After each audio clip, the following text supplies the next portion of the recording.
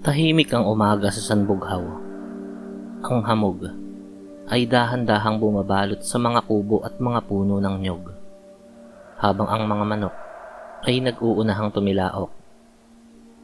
Sa gitna ng katahimikang yon, si Andres ay gising pa, bitbit ang lambat, papunta sa palaisdaan. Hindi siya kailanman nahuli sa trabaho. Sa murang edad pa lang kasi, ay natuto na siyang magpasan ng responsibilidad. Para sa kanya, ang pagiging ama at asawa ay hindi titulo lamang, kundi tungkulin na dapat ay palaging ginagampanan. Pag-uwi niya tuwing hapon, palagi siyang sinasalubong ng anak. Sabay yakap pa sa kanyang tuhod.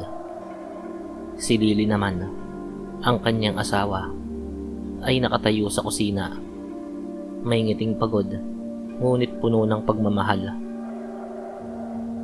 "Mainit na ang ulam," wika nito. "Salamat," sagot ni Andres, sabay halik sa noo ng asawa. Sa mata ng mga tao ng Sanbughaw, buo at masaya ang pamilya ni Andres. Ngunit sa likod ng bakod ng kanilang bahay, naroon ang isang babaeng tila laging may binubulong sa hangin.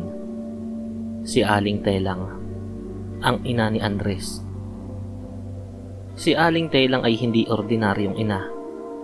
Sa kanyang paniniwala, ang mundo ay isang lugar ng panlalamang, at ang tanging paraan upang mabuhay ay maging mas malupit kaysa sa iba.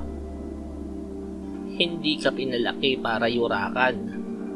Kapag may umapi sa'yo, unahan mo na agad," madalas niyang sambit kay Andres. Tuwing umuwi si Andres, inaabangan siya ng ina. "Kamusta ang trabaho, anak?" "Maayos naman po, Nay." Ngunit hindi yun sapat. "Siguradong may naiinggit sa'yo, no? May balak yang mga yan, anak. Huwag mong hahayaan yang ganyan." Unti-unting tinatanim ni Aling Telang ang takot at galit sa isipan ni Andres, kahit wala namang dahilan. Hindi sumasagot si Andres. Lumaki siyang naniniwala na ang ina ay laging tama. Dumating ang pista ng Sanbughaw. May sayawan, may palaro, at may inuman. Ayaw sanang sumama ni Andres, ngunit napilit siya ng mga kaibigan. Ayon sa mga yon, ay isang gabi lang naman daw, at minsan lang mangyari yon. Kung kaya't sa huli, ay napilit na rin siya. Habang lumalalim ang gabi, lumalakas ang amoy ng alak at nagpapataasan ng yabang. Doon niya nakilala si Ramon, isang lalaking lasing at mapanghamak. "Ano? Tahimik ka masyado ah." Panunuya ni Ramon. "Baka takot ka lang magsalita. Ganyan talaga kapag mga duwag eh. Walang masabi." Hindi pumatol si Andres. Tumayo lamang siya at mabilis naglakad pa uwi. Pero sa pag-uwi niya, ay naghihintay pala ang kanyang ina. "Anak, nakita ko ang nangyari kanina. Bakit hindi ka man lang lumaban?" Inay, wala naman po akong mapapala kung makikipag-away ako sa lalaking yun eh." "Ay, hindi pwede yan. Dapat ay lumaban ka. Papayag ka ba na sinasaktan ng iyong ina ng lalaking yun?" Ano pong ibig niyong sabihin? "Kanina sa palengke, bigla akong nilapitan ng lalaking yun. Tapos tinulak ako. Wala naman akong ginagawang masama eh. Kung ako sa'yo, unahan mo na siya para malaman niyang hindi ka basta-basta nagpapaapi." Panunulusol ni Aling Telang sa kanyang anak. Pero ang totoo, hindi niya naman talaga kilala ang lalaki. Gawa-gawa niya lamang ang mga sinabi niya na sinaktan siya nito para sugurin ng anak yun.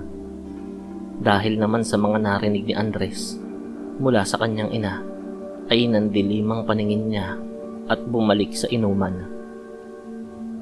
Nang naroon na siya, ay dinampot niya mula sa lamesa ang isang bote ng alak. Hindi na nagkaroon ng pagkakataon pang makapagsalita ang lahat dahil sa isang iglap ay inihampas yun ni Andres sa ulo ni Ramon at nabasag. Hindi na rin nagawang makatayo pa ni Ramon at lumaban dahil ang basag na boteng hawak ni Andres ay itinarak nito sa tiyan ng lalaki. Bagsak si Ramon sa lupa, duguan. Naglakad lang si Andres pa uwi na parang walang nangyari. Kinabukasan, may pulis na nagpunta sa bahay nila. Ayon sa pulis, ay inireklamo daw si Andres ng isang lalaki na sinaksak nito kagabi. Napaiyak naman si Lily dahil hindi siya makapaniwala na magagawa yun ng asawa. Paulit-ulit niya itong tinatanong kung bakit nito nagawa yun, pero hindi yun umimik. Tahimik si Andres, ngunit si Aling Telang ang sumagot. Bayaran na lang natin. Pera lang naman ang katapat niyan para tumahimik na at hindi magdemanda. Dapat lang sa kanya yun. Kasalanan niya naman kung bakit siya sinaksak ng anak ko eh. At binayaran nga nila ang lalaki. Malaking halaga, masakit sa bulsa, ngunit mabilis na paraan para makalusot sa gusot na ginawa ng anak. Mas mabuti na yan kesa sa makulong ka, sabi pa ng ina niya. Ngunit sa loob ni Andres, may kumikirot. Parang unti-unting nawawala ang kanyang dating sarili. Pero hindi yun ang huli. Palagi kasing nagsusumbong si Aling Telang kay Andres ng kung ano-ano. Kapag kasi may tao na hindi nito nagugustuhan, ay sinasabi niya kay Andres na sinaktan siya nito o di kaya'y binastos. Sinasabi pa nito na dapat ay unahan na ni Andres ang mga taong yon bago pa sila maunahan. Hanggang sa nasanay si Andres na ang dahas ay solusyon sa lahat ng bagay. Si Lily naman ay napagod na. Hindi ka na umuwi ng payapa ah. Palagi kang galit. Umiiyak niyang sabi. Isang gabi, sumabog ang lahat. Nanay mo ang sumisira sa atin. Kung ano-ano na lang ang sinasabi niya sa'yo na palagi mo namang sinusunod. Hindi ka ba nag-iisip? Sigaw ni Lily. Tumigil ka. Hindi mo siya kilala. Lahat ng sinasabi ng nanay ko para din naman sa ikabubuti namin. Balik ni Andres na nakasimangot. Tila sarado na ang isip para pakinggan ng asawa. Lumabas ito para magpahangin at hindi makita ang asawa. Naroon din pala sa labas si Aling Telang at napakinggan ng pinagtatalunan ng mag-asawa. Lumapit ito sa anak at sinabing, hiwalayan mo na. Mahirap magkaroon ng ganyang asawa. Hindi ka sinusuportahan sa mga ginagawa mo. Parang gusto niya na ayos lang sa kanya na apihin ka ng ibang tao eh. At sinunod ni Andres ang ina. Hindi na siya umuwi. Hindi nagsustento sa anak at hindi nagpakita. Si Lily ay naiwan kasama ang anak at wasak ang puso. Sa kawalan ng pag-asa, tinahak ni Lily ang daan patungo sa bahay ng isang mangkukulam na inirekomenda sa kanya ng isang kaibigan. Alam niyang mabuting tao ang asawa niya. Nadala lamang ito sa mga panunulsol ng nanay nito.